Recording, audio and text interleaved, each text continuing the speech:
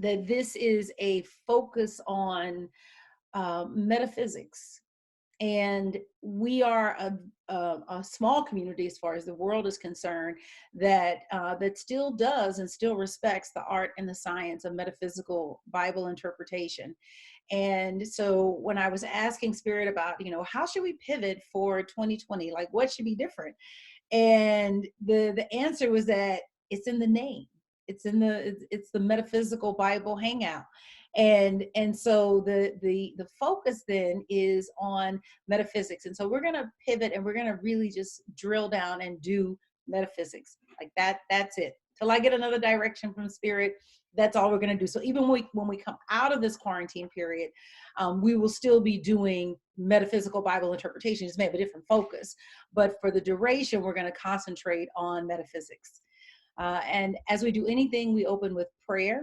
And so I just ask if you would take a moment to just relax right where you are and just rest in the awareness that God is all there is. There is only one power. There is only one presence. There are no two. There is only one.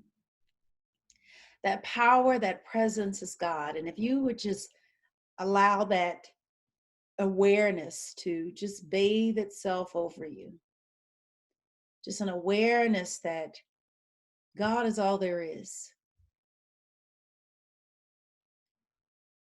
And let that settle any discomfort. Let that settle any fear, any uneasiness. Just rest in the awareness that God is all there is. And that not only is God all there is, but that power and that presence has made provision for you. And you have nothing in all the world to fear. For greater is the power and the presence of God in you than anything that you would see in the world. Spirit, we thank you so much for nurturing us, for caring for us, for giving us everything that we need. We thank you for just keeping us in our right mind as the world works out whatever the world is working out. We thank you that we have the wisdom to abide in the shelter of the Almighty, to make the Most High our refuge. And the promise is that if we do, that we will be kept from all harm. And so we can boldly declare that no harm can come to us and no harm can come from us. No harm can come to us and no harm can come from us. Thank you, Spirit. And so it is. Okay, so I am, we're going to work tonight with a story that you may or may not know. It's a very, I don't want to say small story, but how shall I say? It's a story of the Israelites in the wilderness. And it's one particular area. It's found in Exodus chapter 15, verses 22 to 27.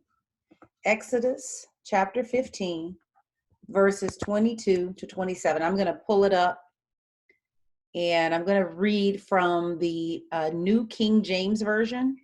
And I am using that because that is, well, Fillmore used the American Standard Version, the ASV, but we're going to pull from the New King James Version. The ASV is an update of the King James Version. So the NKJV does about the same thing that does. And so I'm going to zoom in and I'm going to share this with you. And I want you to know there's a lot of information to go through. So I'm actually figuring out how to teach this information to you, meaning that I had planned to do a PowerPoint and then realize that okay, I didn't know what was like too much information. So as we go over the next few weeks, I'll get better at like how we share this information, because I want to make sure that you know how to do metaphysical Bible interpretation. I want to give you your own scriptures that you're going to work with and come back with each week that you're going to work with and develop. But this is the scripture. It's Exodus chapter 15, verse 22 to 27. And again, I'm reading from the New King James Version. So Moses brought Israel from the Red Sea. Then they went out into the wilderness of Shur, and they went 3 days in the wilderness and found no water. Now, when they came to Marah, they could not drink the waters of Marah, for they were bitter. Therefore, the name of it was called Marah. And the people complained against Moses, saying, "What shall we drink?" So he cried out to the Lord, and the Lord showed him a tree. When he cast it into the waters were made sweet. There he made a statute and an ordinance for them. And there he tested them and said, "If you diligently heed the voice of the Lord your God and do what is right in his sight, give ear to his commandments and keep all his statutes, I will put none of the diseases on you which I have brought on the Egyptians, for I am the Lord who heals you." Then they came to Elim, where there were 12 wells of water and 70 palm trees. So they camped there by the waters. So the first thing that you want to do with metaphysical Bible interpretation is that you want to select the passage of scripture that you intend to use. So again, we chose Exodus chapter 15, verses 22 to 27. And you want to start by identifying the key words. And I want to identify a book that I want to bring to your attention. Some of you may have this in your library, but this is going to be a text that we're going to go to a lot, because it is an excellent reference manual for how to do metaphysical Bible interpretation. And so I want to encourage you to just have this in your library. Wisdom for a Lifetime, Alden Studebaker. Wisdom for a Lifetime, Alden Studebaker. And the subtitle is How to Get the Bible Off the Shelf and Into Your Hands. The whole book is fascinating, but the method for metaphysical Bible interpretation comes from chapter 9, the uniqueness of metaphysical interpretation. So we're going to be following that format for all of the metaphysical interpretation that we do. And like I said, as we go, I'll have PowerPoints and things like that to make it easier for you to follow along. But today there was so much information. It was like, okay, what, because when you'll see what I'm talking about when you start to define the words. But the first thing, there are 4 steps to metaphysical Bible interpretation. The first step is just to determine the passage of scripture that you want to focus on, which we've done. The second thing that you want to do is you want to identify the key words and phrases. So if we go back to that scripture, I should have done that. And I didn't do that. If we go back to that scripture, there are a number of key words. For sure, we would look up all of the proper names. So Moses, Israel, Red Sea, Shur, Marah, Lord, Egyptians. So we would look up all of those words. But then we would also look up key, what we call common nouns, like wilderness, 3 days, water, because what you're looking for is you're looking for words and phrases that are key to the story, and especially those that repeat. So I'll show you what that looks like. I'll want to take a break and go to truthunity.net.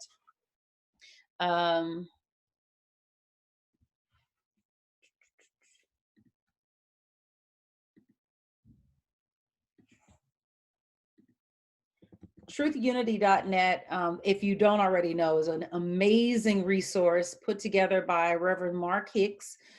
Is it Unity of Baltimore, that the name of the church there? I don't want to get the name wrong. the Unity in one of the Unity churches in Baltimore, and this is a something that he put together that is an amazing resource. I cannot say enough good things about this resource because it's free, and it has the Metaphysical Bible Dictionary, it has the Revealing Word, it has the version of the Bible that Fillmore used, which is the American Standard Version, and it has all of that, and it's hyperlinked. So it's really, really powerful. It's just a powerful tool. So if you can see the area that is just here, chapter 15. So what I did is I went to Truth Unity and I looked up this, Exodus. And so if you can see all of the hyperlinked words, those are the key words. There are other keywords to look up, and we'll get into that. But if you were studying a passage of scripture and you wanted to say, hey, what word should I look up for metaphysical interpretation to help me interpret the scripture? You could go to Truth Unity, pull up the ASV. In fact, let me just go through the process. So Truth Unity. So if you go to the main website page, this is Mark's picture here on the right-hand side. And under faith is the word, a drop-down menu, choose Bible. And you'll see the ASV. This is, again, the Bible, the American Standard Version that Fillmore used. In a future class, I can talk about the different translations and help you. I just finished a walk through that. And so it took me to Exodus chapter 15. And so every word that's in the scripture that is referenced in the Metaphysical Bible Dictionary or that's referenced in the Revealing Word, you're going to find hyperlinked in the scripture. So the portion that we're working with is verse 22 to 27. And so that's here. So every word in this right column that is hyperlinked is a word that you would look up to help you with the metaphysical interpretation.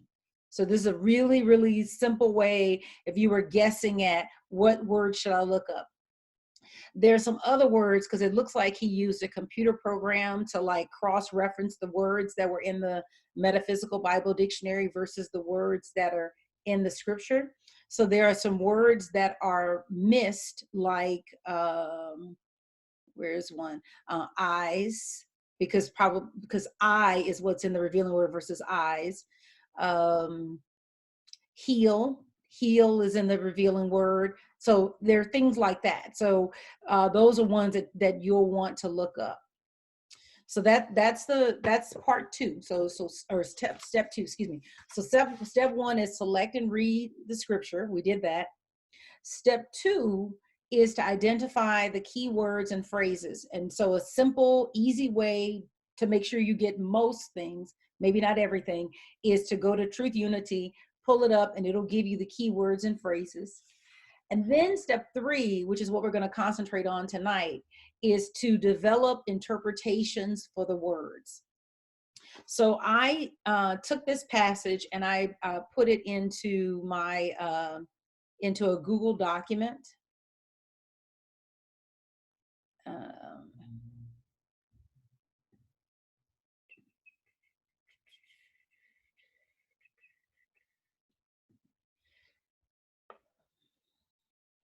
And in that document, what I did was I went through and I started slotting in all of the words, all of the definitions.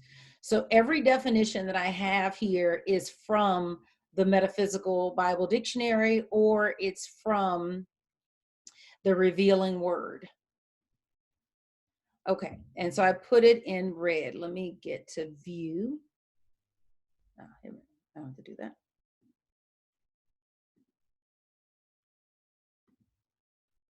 Is that big enough? Okay.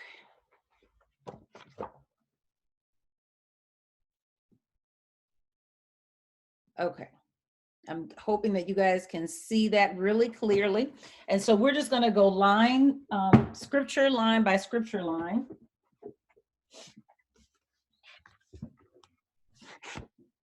And so if you look and see, it says, so let's just deal with the first verse. It says, so Moses, so what's in black is the scripture, and what's in red is from either the revealing word or it's from the metaphysical Bible dictionary. No, I guess I can't. All right. So let's start. It says, so Moses brought Israel from the Red Sea. So the definition for Moses at this point, when he is grown, and this is from the Metaphysical Bible Dictionary, versus when Moses is a child, because his meaning changes, his metaphysical meaning changes as he ages. The grown Moses represents an understanding of truth.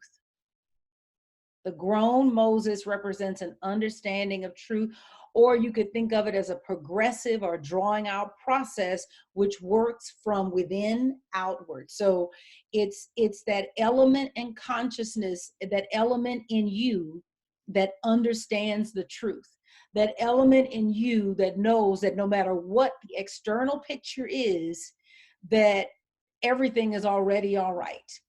The understanding in you that recognizes that if a problem has appeared, there must be a solution, because nothing appears on the three-dimensional plane without its opposite. So Moses brought Israel. Israel represents the spiritual consciousness in its ideal, but it's an unfolding spiritual consciousness. So you can think of it as like a seed thought that the children of Israel collectively represent spiritual consciousness. But what we're watching when they're moving out of Egypt and moving into the promised land is we are watching the evolution of spiritual consciousness. So all of us have a level of spiritual consciousness that must be evolved, so that it manifests in a greater way. So Moses brought Israel, which represents the spiritual consciousness, from the Red Sea. And the Red Sea represents a fixed sea of universal thought that has become part of the very world in which we live. There is a fixed sea of universal thought. There's a thought that's happening right now about dis-ease, about health, about finances, all of that's happening right now. It's a fixed sea. And you can feel it if you turn on your Facebook, or if you turn on Instagram, or if you turn on the TV, or you put on anything, you almost can't get away from this fixed sea of universal thought. And I put this in the DI recently. I said that it used to be that the way that you avoided the negativity of the news, because the news has a mentality that if it bleeds, it leads, right? So if it's about some type of tragedy, then you start the news program with the tragedy, because that's going to hook people in for whatever else follows. So the solution for escaping the if it bleeds, it leads mentality used to be turning off the news. Well, one day I realized I was going through my social media feed, and it was this mix of positive, that in order to catch up on the positive that was happening with my friends, I also had to accept to a certain degree the negative that comes with it. It was no longer this clean feed of just positive news. And so the fixed sea of universal thought is this fixed consciousness that everything is scary and the numbers are doubling, and and it's like a a blaring, somebody on a megaphone. And so what Moses does is that he leads spiritual consciousness away from the Red Sea. So that's the action that's happening. Whenever you're doing metaphysical interpretation, it's always giving you a movement in mind. It's always giving you a movement in mind. We're coming up off of the literal aspect of the story, coming up off of the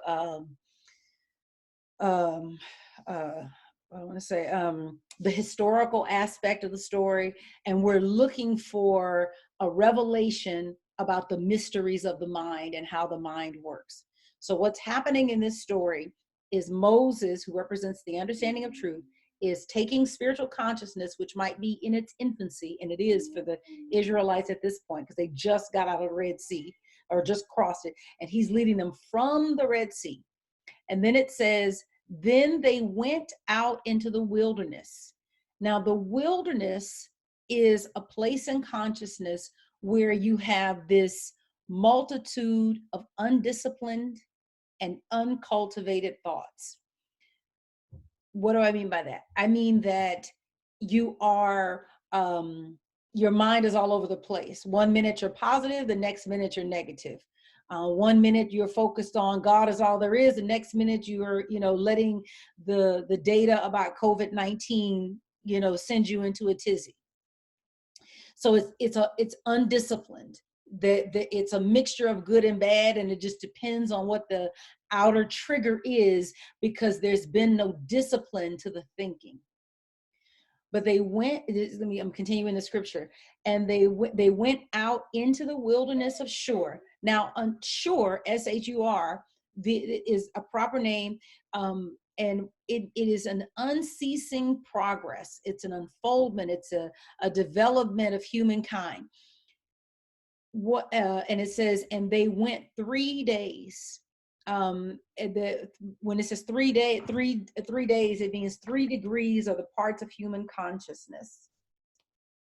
I have some additional information to give you on that. Hold on, I'm gonna look up a couple things on my phone. So first of all, the 3 days, whenever you see 3 days, it always represents 3 movements. There's always some type of process that's happening. And so that's what's being revealed here, is that there's a process that's happening in the wilderness of Shur. And so just reading the verse completely, it says, they went out into the wilderness of Shur, and they went 3 days in the wilderness and found no water. Water represents life or vital energy. And so what is being revealed here in the story is that there is this process that's happening where they have come out of the fixed thought that's happening at the Red Sea of limitation. The revealing word, or the Metaphysical Bible Dictionary, says the Red Sea represents the sum of all the thoughts about life with which the race has impregnated the universal ether. So we're experiencing that right now. There's these thoughts that have impregnated the universal. They're just everywhere. You can't even escape the conversation on COVID-19. It's there, right? And so Moses, this understanding of truth, is leading them away from that into a place where he can work with them. And so at the wilderness of Shur, it says unceasing progress. And then again, it just reiterates those 3 days. There are those 3 degrees apart. So he's working with spirit, soul, and body. And they get to a place in consciousness where they feel depleted. They find no water. Water replenishes. Water can be negative or positive. In this instance, it's being spoken about in a positive way, or what it could be positively for the people. That they did all of this work in consciousness, and it's like they hit a rock bottom, is essentially what happened. Where we've come out of Egypt. We've survived the Red Sea. Our captors have been drowned or demolished or done away with. They can't get to us. We've come to this place, and we're doing all these things that you're telling us. We're going through all of these motions that you're telling us, but now we're at the place where we don't have what we need. We don't have any water. It is very possible that some of us may hit that place, or may be headed to that place in consciousness, depending on the habits that we have. As we talk about the fallout from jobs and the grinding to a halt of the economy and all of that. And so they get to this place where they find no life. They find no vital energy. So that's verse 22. Something I would say about metaphysical interpretation. Metaphysical interpretation does not ignore the literal interpretation. every word is a combination of two things. It's a combination of the literal definition of the word and and how the word or the place or the person or the thing functions in the story. And so the metaphysical definition is always a marriage of those two things.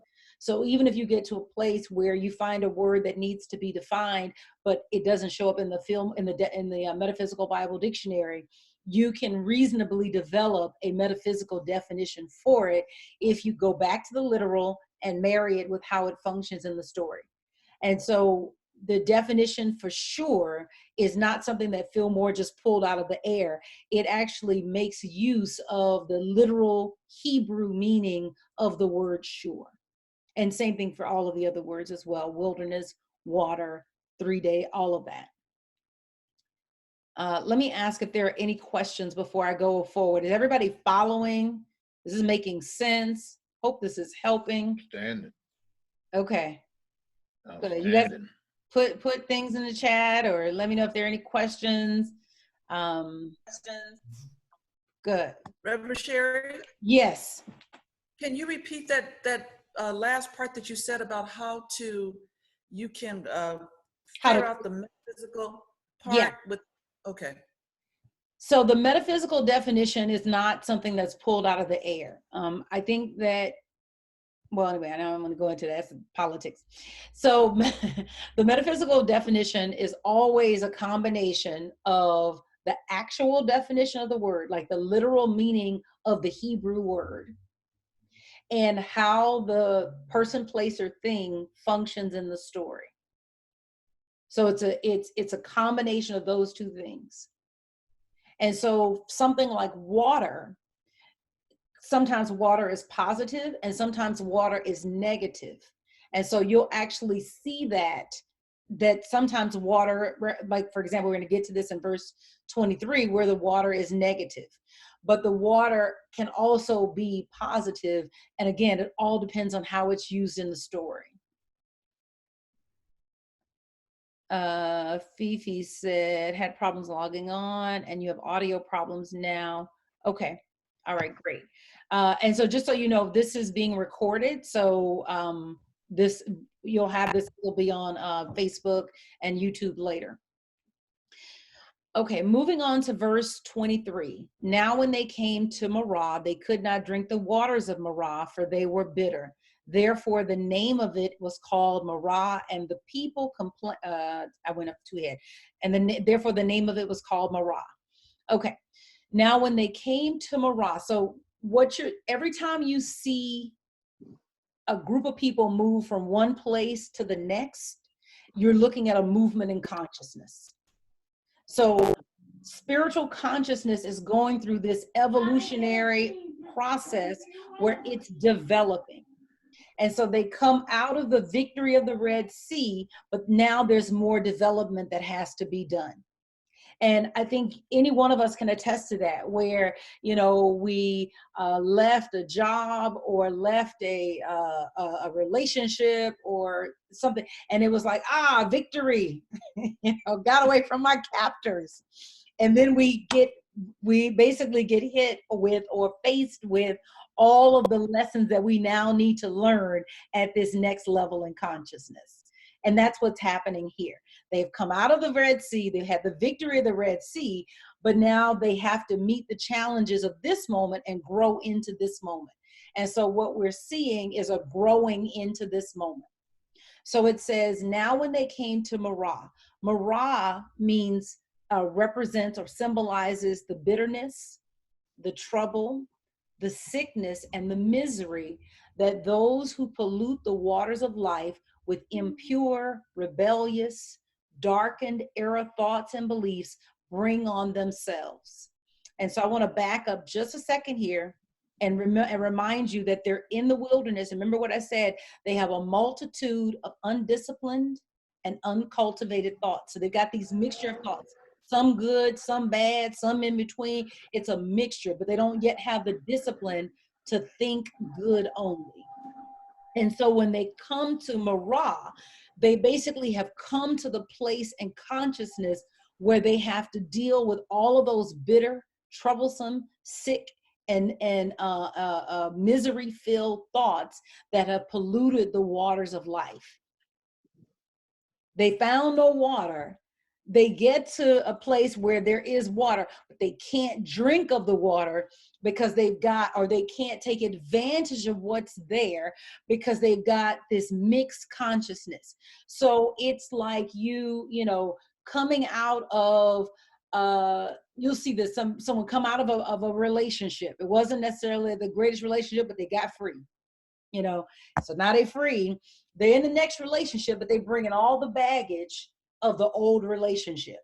They bring in all the stuff that they used to talk about, they used to think about, into the new experience. And so at Marah, what's happening is that they're having to basically slough off or get rid of or release all those bitter, troublesome, sick, and misery-filled thoughts that have polluted the waters of life. They could not drink the waters of Marah, for they were bitter. Therefore, the name means nature. The nature of this place is called Marah. Marah is that place in consciousness where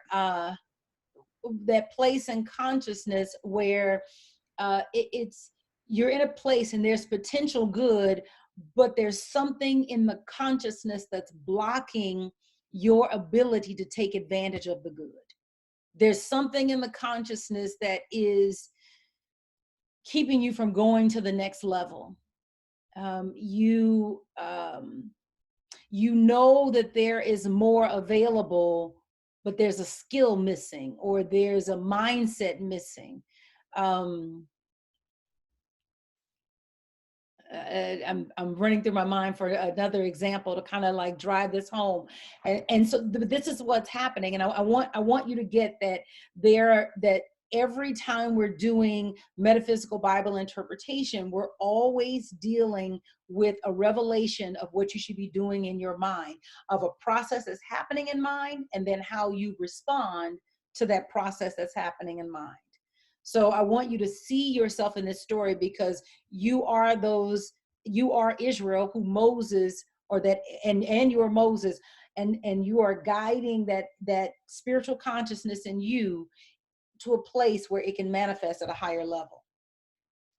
Questions?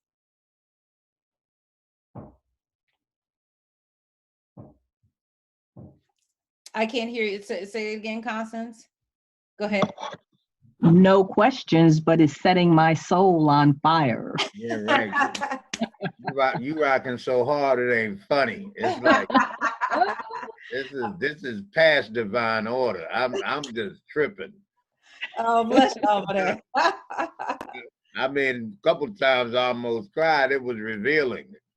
Let's keep going. Can't waste no time. Let's go. Can't waste no time. All right, let's go. So the water, it's the place in consciousness where you have to deal with you.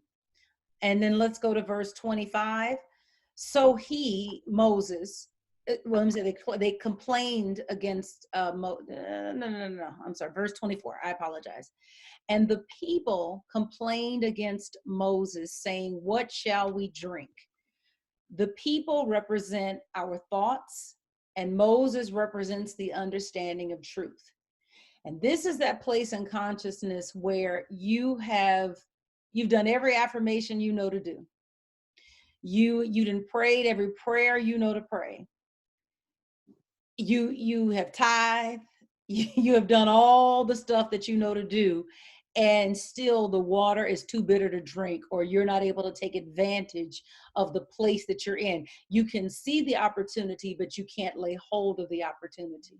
And it's that place where you just feel that sense of frustration, that sense of what gives.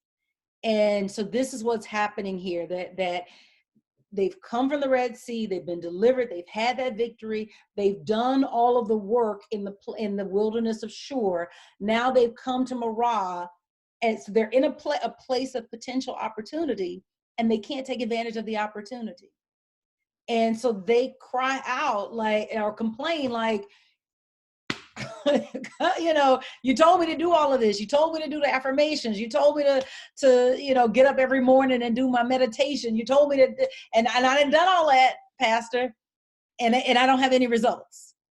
So now what? So that's what's happening here in verse 24. So he cried out to the Lord, and the Lord showed him a tree. When he cast it into the waters were made sweet. There he made a statute and an ordinance for them, and there he tested them. Okay, so this verse is a lot to unpack here. So I'm gonna go right up to where the waters were made sweet. So the Lord represents the spiritual I am. The Lord is a spiritual I am. When you're reading scripture, you can literally just substitute the word I am, and it'll unlock a different meaning for you. This is from the Metaphysical Bible Dictionary. It says, it was at Marah, after the sweetening of the water, so that the Israelites could drink, that Jehovah, or I am, revealed this truth to them. You will diligently, and we'll get to that. But Jehovah here represents the Lord, the divine law, the divine principle in action. It manifests in and through humankind according to a person's conception of it and of himself in relation to it, and according to the innermost thoughts and desires of his mind and heart. So Jehovah here, or I am here, in the ASV, it's translated as Jehovah. In the New King James Version, it's translated as the Lord. But in either version, what it represents is the name of God, which is I am. And so he, Moses, the understanding of truth. So this is where you know, your people, that voice of frustration in you, that voice of disappointment, that voice of impatience that wants it now, right? That voice complains against the you that's trying to live your life in agreement with principle. That voice complains against the you that says, God has this, that they can close every business in this country, they can close every business in the world, and I'll still be provided for, right? There's the you that knows that everything's going to be all right, but there's also the you that's watching all the dominoes fall. And that you that's watching all the dominoes fall, that's getting caught up in the world and what the world thinks and all of that, that part of you is fearful, is concerned, and it begins to cry out or complain against the part of you that understands that everything is going to be all right. And so what the passage is showing us is that the part of you that knows that everything is going to be all right needs to get in touch with I am. Like your next step, when you have done all that you know to do, really before you've done all that you know to do, but let's say you get to the place where you've done all that you know to do and you hit your brick wall, is to cry out to, or to reach out to in consciousness to I am. And this is the spiritual I am. And what the spiritual I am is going to give you is a tree. Now, a tree is metaphysically represents thinking. It's that connecting link between earth and heaven. It's going to, I am is going to reveal something to you. It's that connecting link between body and mind, between the formless and formed. So the Moses, that understanding of truth, cries out to I am, and I am reveals a way to think. I hope you heard that. I am. Yes. Yes. Got it. So I want to sit here for 1 second, because this is my own personal testimony. So I had a car that was on its last leg, and it was going down, and it was going down fast. And so the transmission was falling out, or about to, seemed like it was about to fall out. And I couldn't pass inspection, so I couldn't get new stickers. Okay. So, but I still had to drive to work and go to all the places that I needed to go. So not only am I a hazard on the road with the car potentially conking out, but I'm also a ticket waiting to happen because I don't have the current stickers.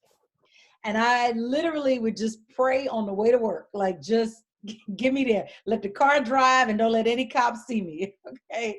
I don't know if anybody's been there, but that was the reality.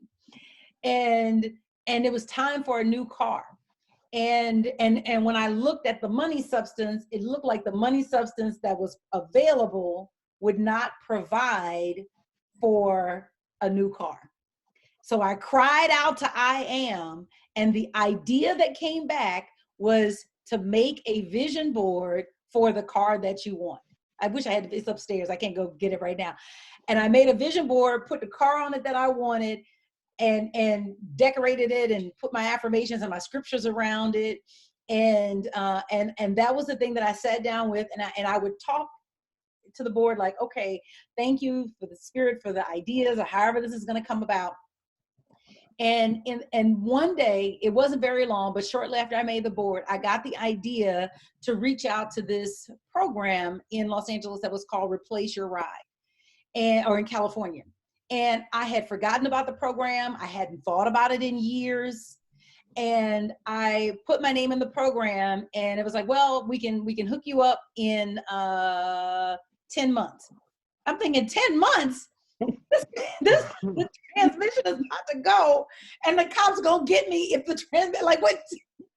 And literally the car ran until the day I carried it to the junkyard.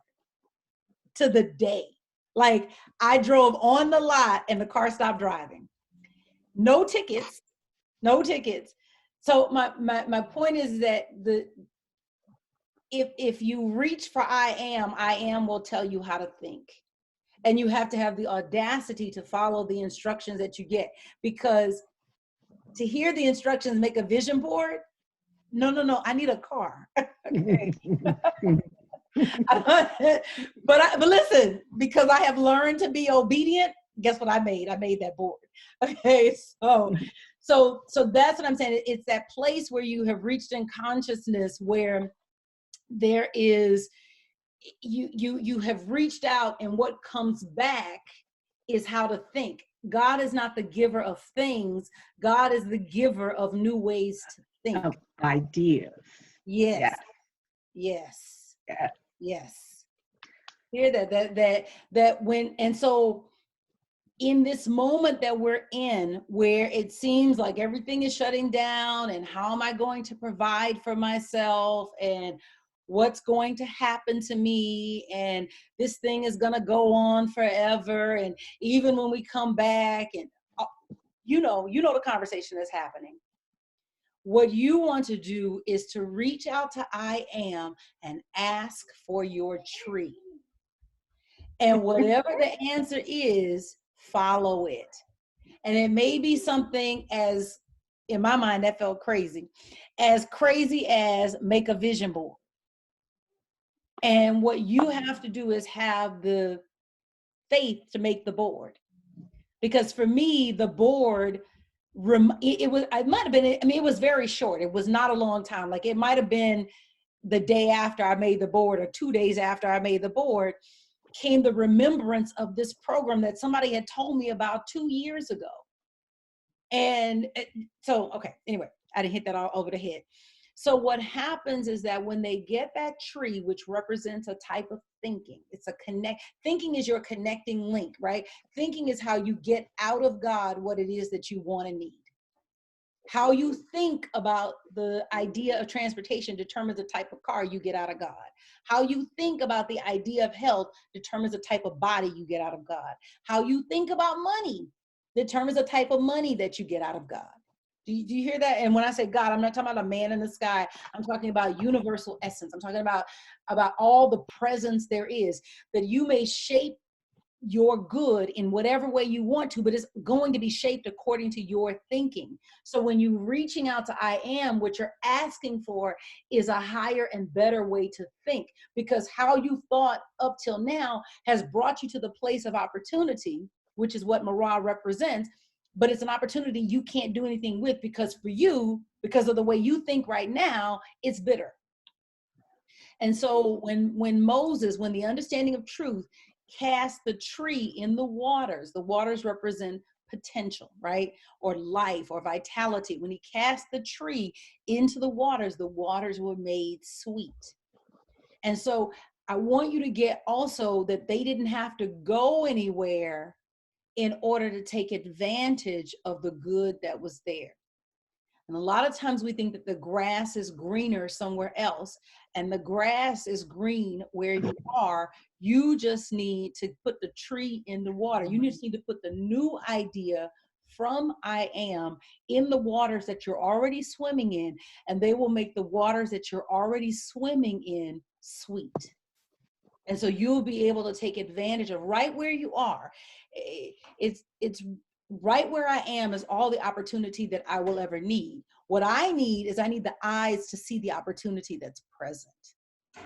That's what I need. I need the eyes to see what is already there. Reverend Sherri, Yes. I have two questions. Mhm. So here in the lesson, it refers to the Lord as the spiritual I am. Is there another type of I am? And my second question is, see, I can't, can you page down so I can see a little bit more? This way or the other way? Okay, where the tree, we were talking about the tree, I'm sorry. Oh, right here? Where The it says the tree connecting link? represents, Mhm. okay, the connecting link. Okay, so in the Bible, does a tree always represent a connecting link? Because I know there's a lot of trees in the Bible. So those are my two Yes. questions. Yes. And so when you're looking at the different trees, they represent types of connection. Can that also be imagination? The power of mind linked with the power to shape and form? Yeah, I understand what you're saying.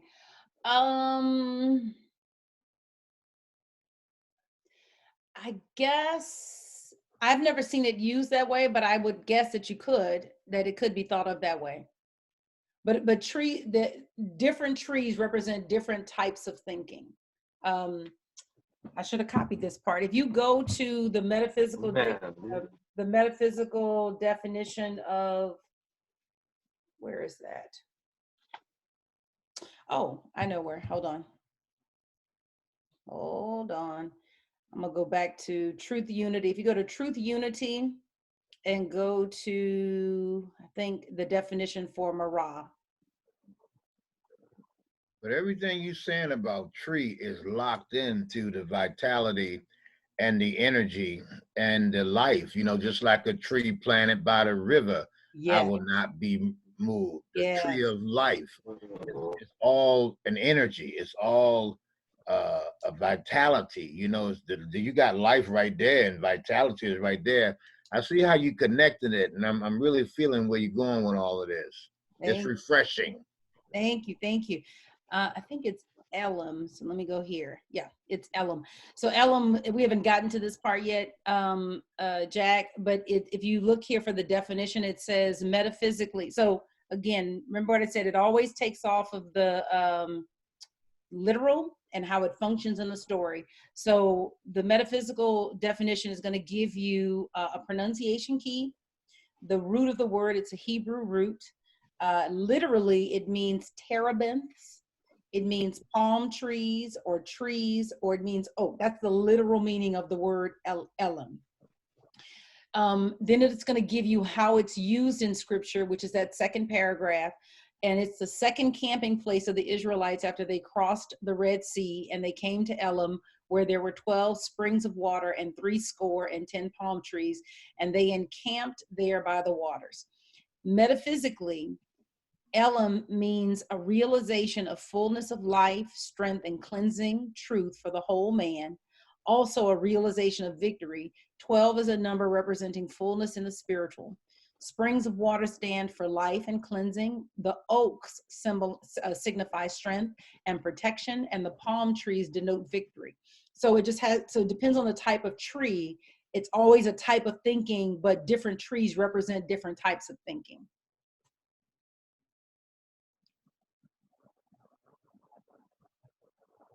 All right. Okay. I'm going to go back. That's not what I want. All right. Am I back on the page? Can you guys see the Google Doc? Yes. No. Yes. Okay, Yeah, okay, yeah. okay. Okay, great.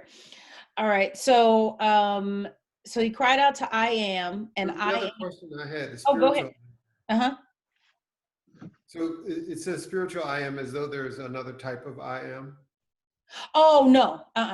I just copied what they said in the Metaphysical Bible Dictionary. And I just put spiritual I am, but no, there's not another type of I am. Okay. Yeah. If you go to Lord, Lord, in the Metaphysical Bible Dictionary, it's like literally several columns there. And so I just put spiritual I am, but no, there's not a different kind of I am. So he cried out to I am, and I am showed him a new way to think. When he cast the new thinking into the waters were made sweet.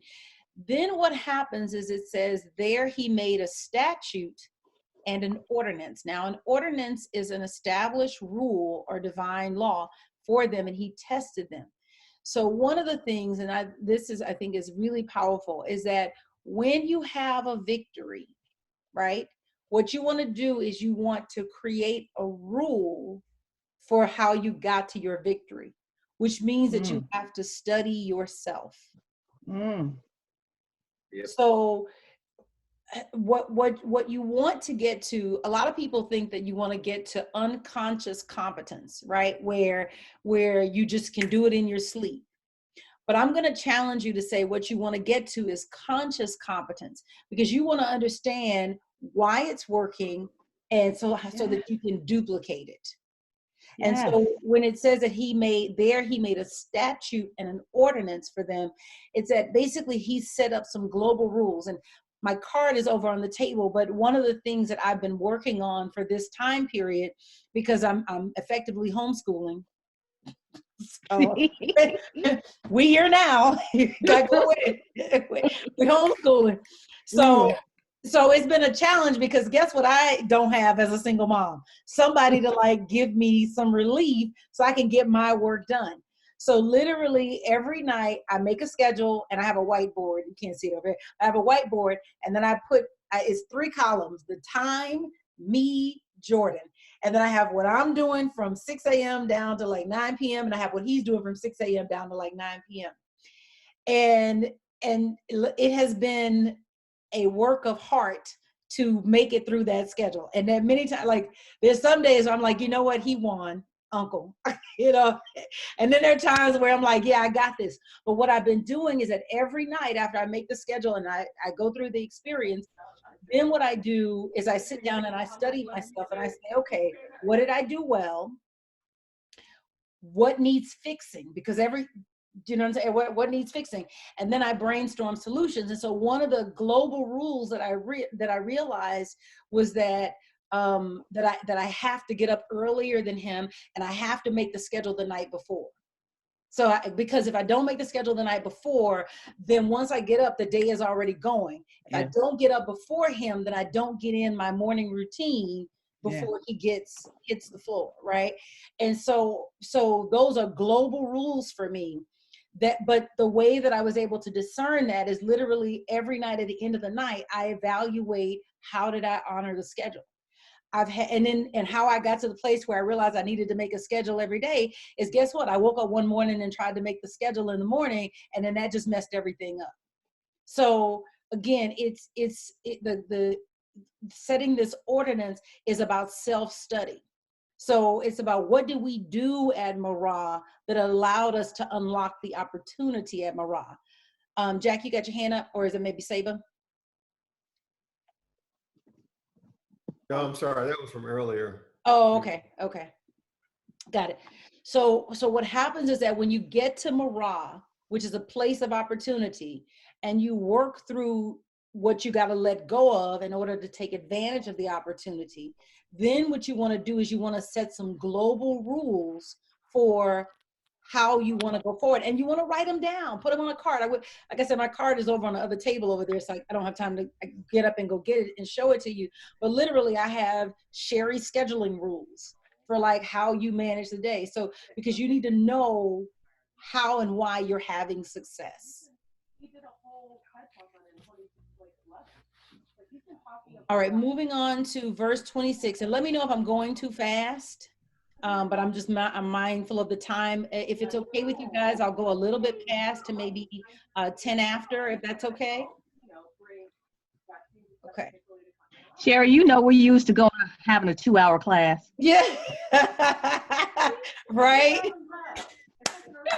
Right. I just want to honor everybody's time. That's all. I know. If it gets to be too much, just let me know, and I'll okay. All right, so moving on to verse 26. So he gives them the rule, and this is the rule. The verse says, and said, if you diligently heed the voice, okay. If you diligently heed the voice of the Lord, your God, and do what is right in his sight, give ear to his commandments, and keep all his statutes, I will put none of the diseases on you which I have brought on the Egyptians, for I am the Lord who heals you. Okay, so there's a lot to unpack here. So voice from the revealing word is a still small voice in every person that hears and blesses and uplifts. Lord, again, is that I am. Do what is right. Right is the right side. The right side is always the side of truth, the side of power. So, that's the right. So, what's the right side of this moment right now? Well, the right side of this moment right now is that God is all there is. The right side of this moment right now is that there are no incurables. The right side of this moment right now is there's no such thing as a problem without its corresponding solution.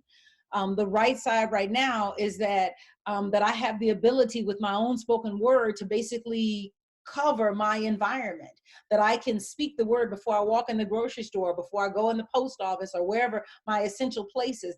The right side is the truth that does not care what the fact is. In his sight, give ear to his commandments. Commandments metaphysically represent the law or an orderly working out of divine principle. So there is a law that governs health.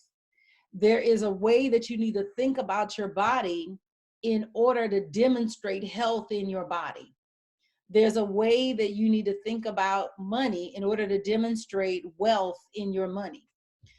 And keep all his statutes. So that phrase, to keep all his statutes, means to command, to control, and to direct every thought according to the harmonious law of love, one to another. I will put none of the diseases. The word disease metaphysically represents an inharmonious condition in mind and body brought about by error thinking.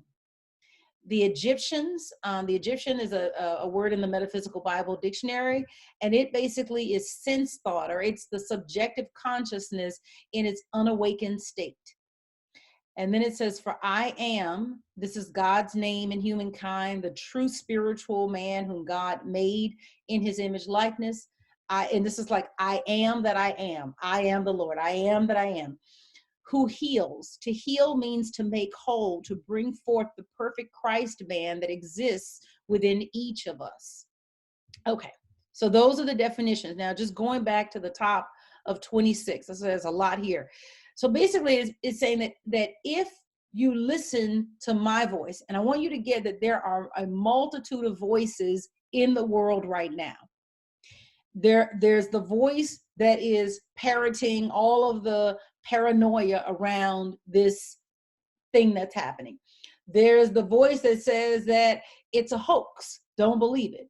There's a voice that says that stay in your house, be afraid. There's a voice that says, there's a multitude of voices.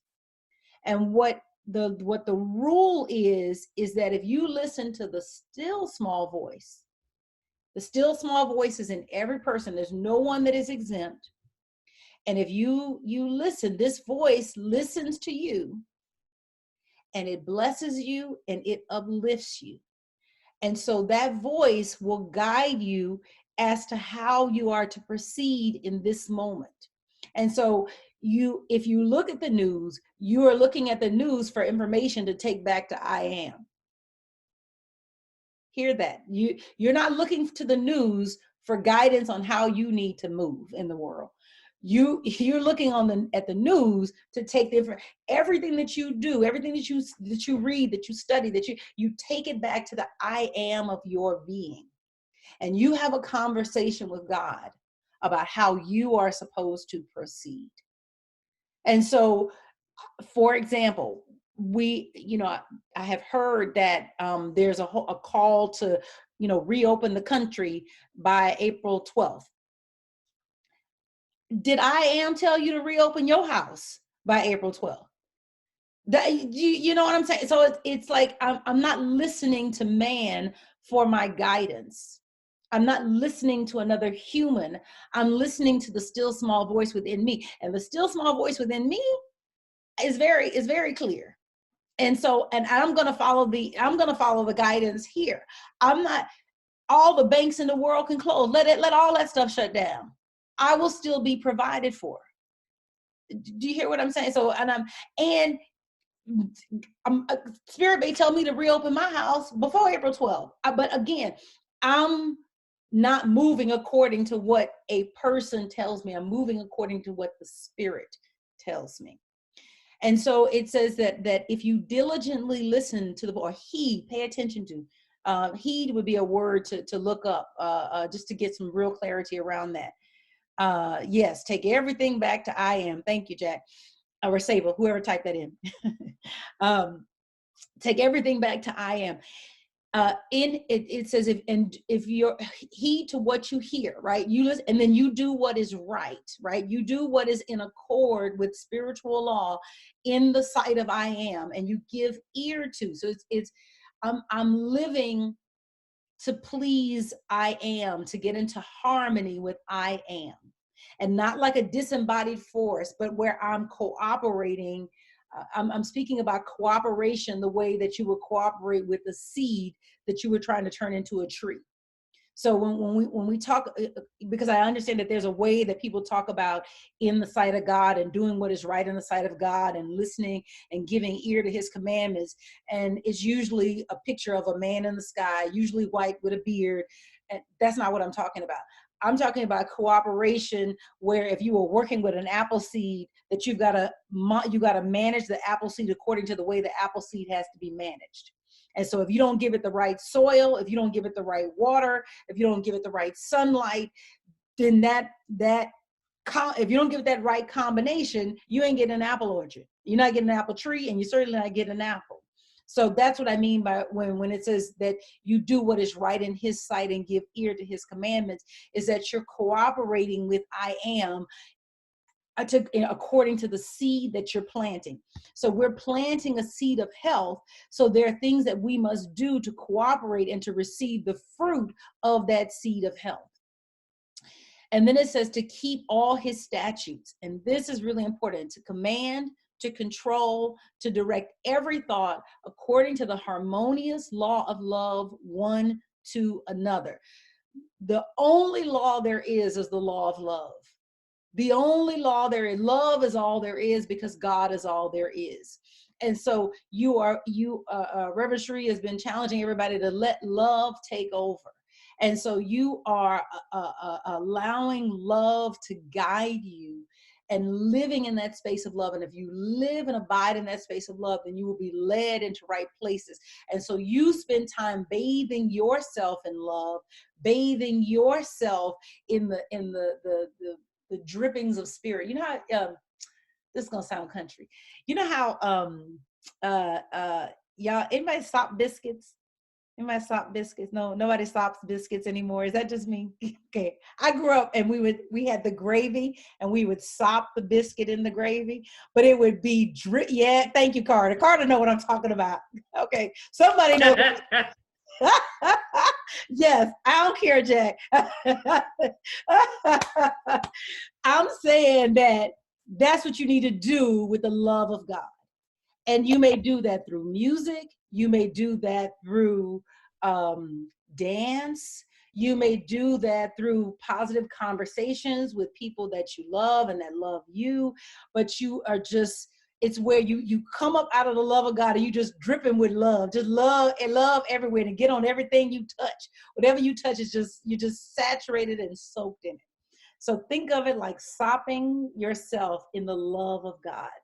That's what you want to. Now, if you start your day like that, you don't have to worry about where you go, because you will be led into right places, because you've now been conditioned for the love of God. You've been conditioned to be led only into the places of love.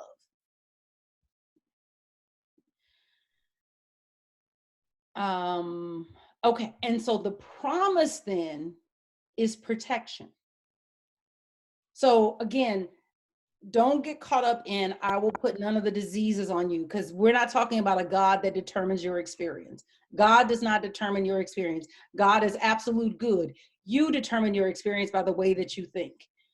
But the promise is that if you think in accord with the law and the life and the love of God, then you will be protected from those inharmonious conditions that those that are in the unawakened state, because there are people that are walking in an unawakened state who think that they have to run scared of this moment. The promise is that none of that will come near you. This definitely harkens to the 91st Psalm, that I'm protected at all times. My house is protected. My car is protected. I am protected. My child is protected. My church is protected. All the people in my church are protected.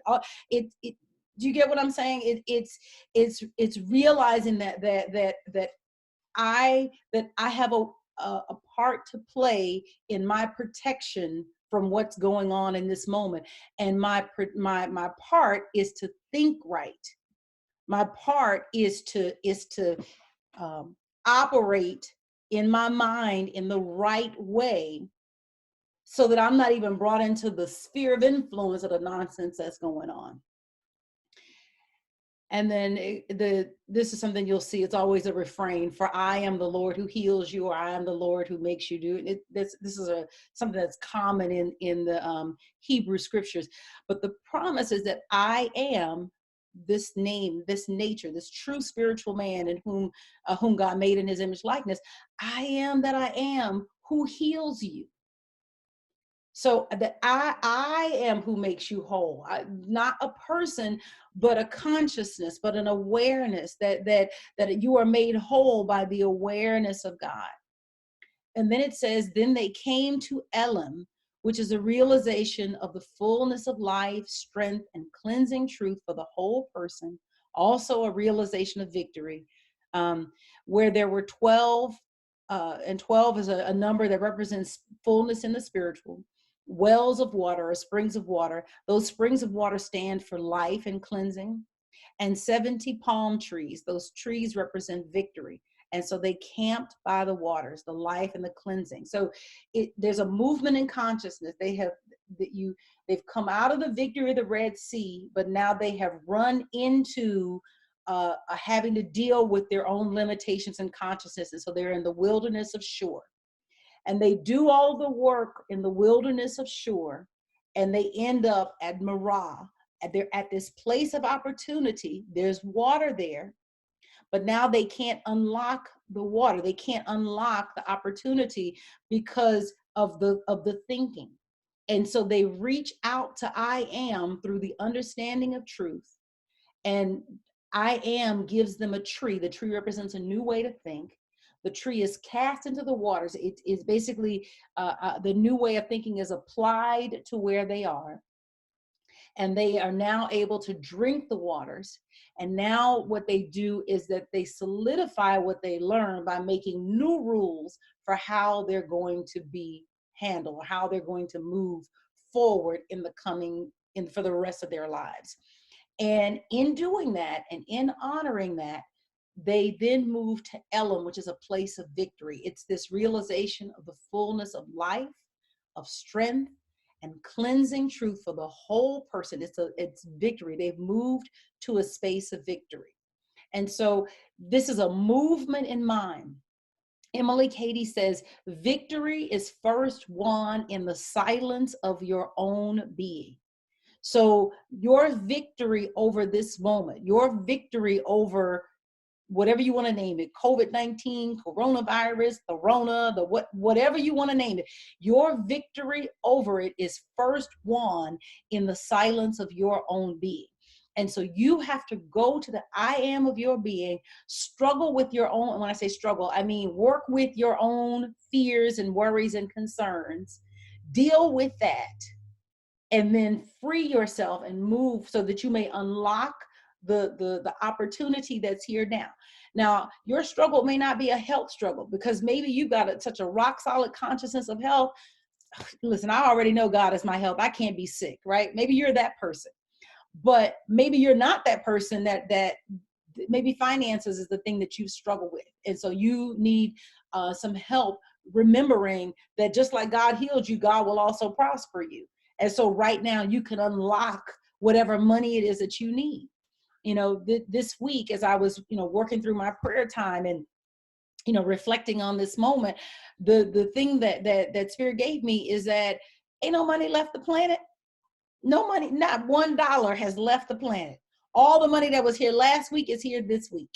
All the money that was here 2 weeks ago is here today.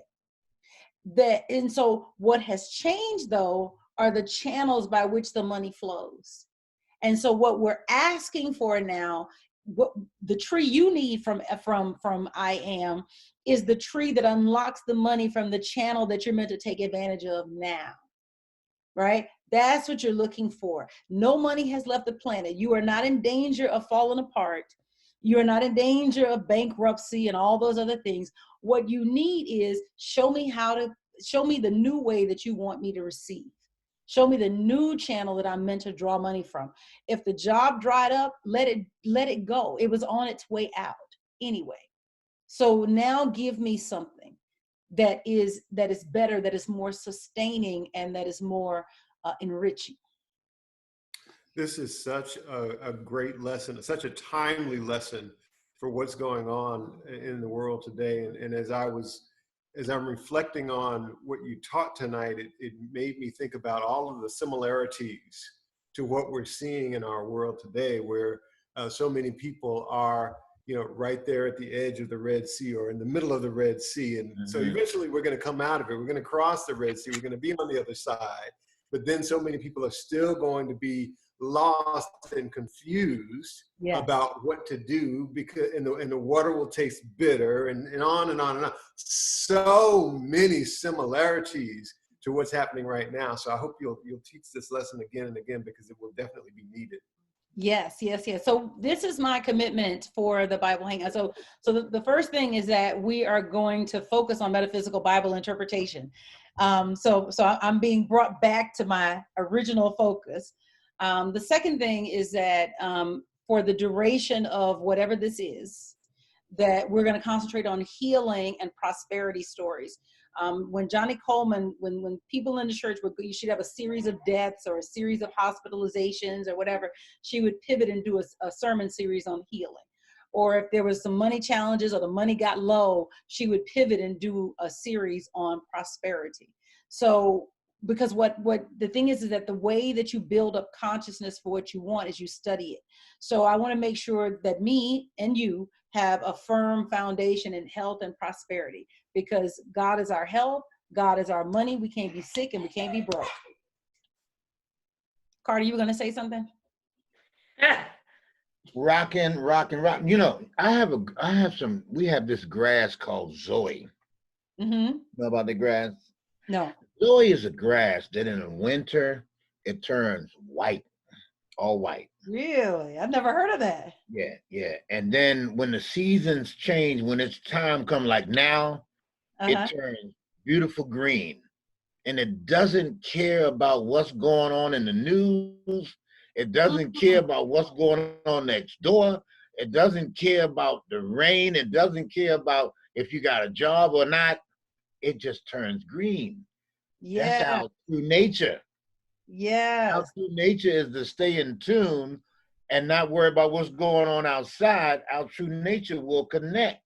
Yes. Divine. And I saw that today in the lesson. How As do you the, spell that? How do you spell that? I think it's Z-O-E or Z-O. Okay, I'll I gotta send it look to that you. up. It's a grass, yeah. Well, obviously it's a grass. It's out front.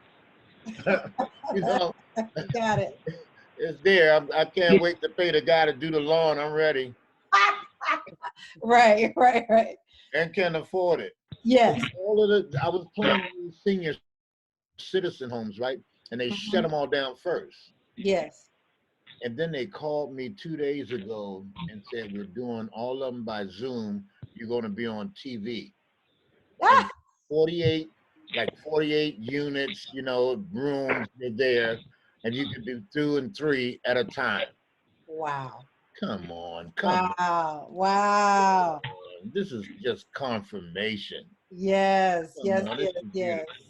Nothing is coming near thy dwelling anyway. No. So Constant launched me into this. So I'm like, I'm launching. I'm having a ball. Please keep going. Yes. You know, we might have to do overtime. I have an after party, yes. Yeah, the after party. Reverend Sherri, Yes. let me just say, I took an opportunity to go on Fillmore Fellowship. Yes. Oh my God. Yes. That's such a wealth of information. Yes. I mean, you What could is the study Fillmore? for years on there. Yes. Thank you so much. That is truly a blessing. Yeah, Thank you're talking about truthunity.net, right, Brenda? Right, I did that, Yeah. but how I got in, I just put in Fillmore Fellowship, and Okay. then that brought Truth Unity, and I mean all the Bibles, all the books, anything that you could think of. Yeah. And it's free for the having. Yeah. Oh my God, thank you so much for the and please, he does this as a public service because periodically every couple of years or year or so, he'll go to the Unity archives and get stuff that he then brings back and makes available for free. And the Unity archives are amazing. If you ever get to go to Unity Village, go to the archives. Like I was amazed by all of the stuff that I saw there. And so he literally goes there, digs and gets some good stuff, brings it and puts it back on Truth Unity. So a lot of the old school Unity, Charles Fillmore's, there's some recordings of Charles Fillmore. You can go hear him teaching in his own voice. Myrtle Fillmore, same thing. Those are there, and it's a treasure trove. So I thank you so much. That it's a nonprofit, so you can donate to truthunity.net. So definitely, as you use it, definitely donate to it. Thank you so much. Yes. Wonderful. Xandra, were you going to say, I know you were asking for clarity, but was there anything else? You cleared it up for me. Okay. When you said it, you cleared it up. Cool. All right, wonderful. Well, thank you guys for tonight. Welcome back. I'm so grateful to be back, and I think it's perfect timing. And so if there is a scripture passage that you want me to focus on for the metaphysical interpretation, please do that. What I want to give you is this week, I want to give you what your homework is. So what I would love for you to do is to develop some affirmations, and I want to focus on them next week, and we'll do it at the top, maybe take 5 or 10 minutes at the top. Affirmations from this passage. Like, if you can just do some journaling on this passage from what we talked about tonight, and come up with some clear affirmations. Like, what's your rule? You're at Marah, you're working through whatever your thing is. What's your new global rule for how you're going to run your life? There, it gives you what theirs was, but what's your Marah? What's your specific thing that you're working through that you're going to develop a global rule around, to move forward now and to carry you through this season and beyond. Thank you. Oh, it's Zosia. It's Zoysia. Zoysia. Okay, I'm going to look that up. Zoysia. Z. Got Thank you. Got it. So I just got a question in terms of how the operations of the classes. Our first night through invitation of Constance, and I didn't know if do you send out some type of link is before Yes. you meet and to ensure that we have the right Zoom number, or what is how do we make sure we're in the Absolutely. loop? Sure. So let me give you my email, and so I can put you on the email list. If you Okay. send me an email at revsherri@upchurch.org. So REV REVSHERRI at upchurch.org, upchurch.org, and I Okay. will add your name to the mailing list. I Okay. don't send out a bunch of mail. I send out one email to just let you know what's going on, and then I usually send a reminder on Thursday to say, hey, don't forget we're meeting Thursday night. In general, we don't take a break. I had this break at the beginning of the year because I was teaching for seminary, but in general, we only take off for holidays if like the holiday falls on a Thursday, like Thanksgiving, Christmas. Okay. Yeah. Well, I've enjoyed my session tonight, and thank you very much, Constance, for inviting us. Thank you guys for being a part of tonight. This was awesome. Yeah. I will say I'll commit until we go back to work and see how it works from there. But once we get in, I really enjoyed it. This is my first time really being able exposed to the metaphysical side of it. So I really am enjoying it. Yeah, so thank you. Beautiful, beautiful, beautiful. Yeah. Thank you. You guys have a blessed night. I bless you to be peaceful this week and to just know that God has this. I mean, I know you know this. I know this is not that group. I know you guys know that. But for you to just be in that space of knowing that you're divinely protected and that your word controls your world. And so to really speak the word for what you want, pray over the food before you pick it up out of the grocery store, pray over the mail before you get it out of the mailbox. If you got to get a package shipped to you, your word is your control, right? And so you want to use it in this time period to prosper you and to protect you. Rather than to be a weapon against you. Oh. Bless you. So the exact book that you was getting that from, that's on the website Truth Unity. Yeah. So when we pull up the definitions from the Metaphysical Bible Bible Dictionary and the Revealing Word, the Metaphysical Bible Dictionary is a dictionary of proper names, and the Revealing Word is a dictionary of common names. So they're two different books that have basically been compiled after Fillmore's life. Different from this. Yep, exactly. So that book is on Truth Unity, but it's completely hyperlinked. Right. So even inside of the definition, if you find like it may have you'll find a definition, it'll say something on Jehovah. Even Jehovah inside of a definition is hyperlinked to the definition of Jehovah. That's how the site is just really, he's done an amazing job. And then a couple of books that are good for your library are hold on, they were propping up my camera. Is Hidden Mystery, The Hidden Mystery of the Bible, Jack Addington. The latest version I think has a different cover, but The Hidden Mystery of the Bible. And this one just goes, it has a lot of, it supports the stuff that Fillmore does, even though he wasn't officially a part of Unity. And then Wisdom for a Lifetime, Alden Studebaker. The speaker view.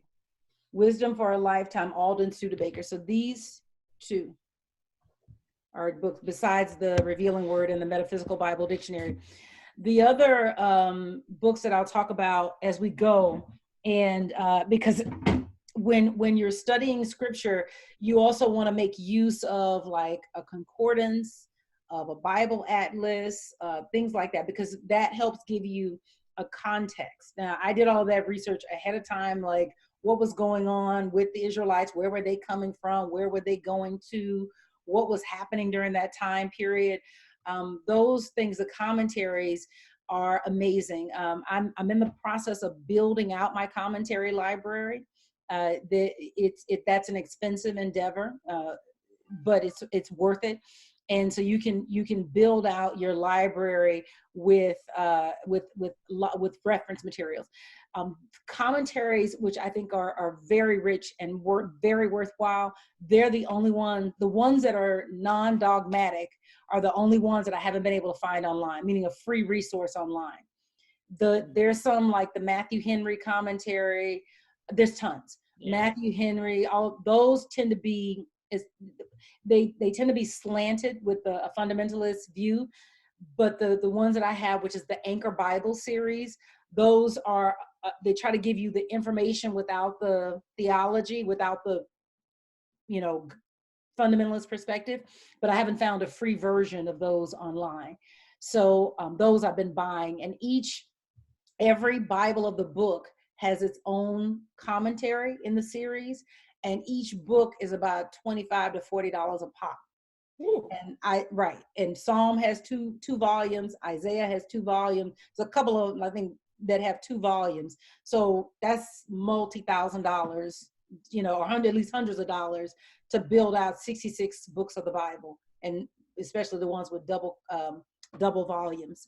So those I've been building over time, and every time I get a little bit of extra money, I'll buy a copy of the one that I want to add to my library at the time.